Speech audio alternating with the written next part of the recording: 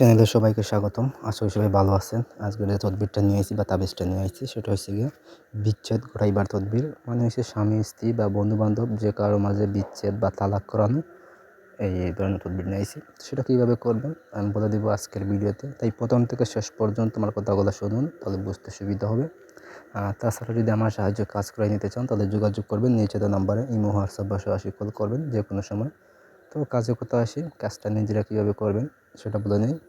যদি কোনো স্বামী বেশ্যার প্রেমে আসক্ত হইয়া নিজের স্ত্রী হইতে বিমুখ হয়, এক্ষেত্রে স্বামী ও বেশ্যার মধ্যে বিচ্ছেদ ঘটাইতে ইচ্ছা করিলে এই যে আয়াত দেখতে পাচ্ছেন, এই আয়াতটা লিখবেন হচ্ছে ভোজপাত্রের উপর।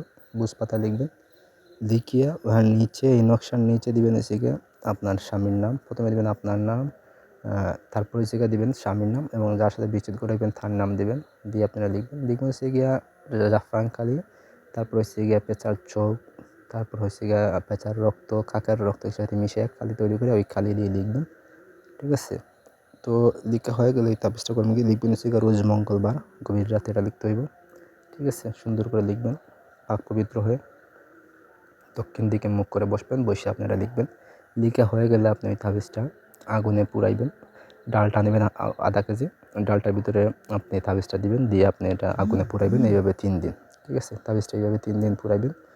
পুরানো হয়ে গেলে আপনি এই তাবিজটা আপনি তুলবেন। তুইলা যদি স্বামী আপনার বাড়িতে থাকে, দূরে না থাকে, বাড়িতে থাকে, তাহলে এই তাবিজটা পানি ভিজাইয়ে পানি পান করাইবেন। তারপর তাবিজটা আপনি তার শরীরে ছোঁয়াইয়া পানিতে ফেলে দিবেন। আর যদি দূরে থাকে তাহলে আপনি করবেন কি, একটা বোতলে এই তাবিজটা ভরবেন পানিসহ, বরফ বোতলটা আপনি ঘরের এক কোণায় রেখে দিবেন। ঠিক আছে? তাহলে আপনার কাঙ্ক্ষিত যে ব্যক্তি আছে যাদের মাঝে বিচ্ছেদ ঘটাইতে চাইতেছেন তাদের মাঝে বিচ্ছেদ হয়ে যাইব।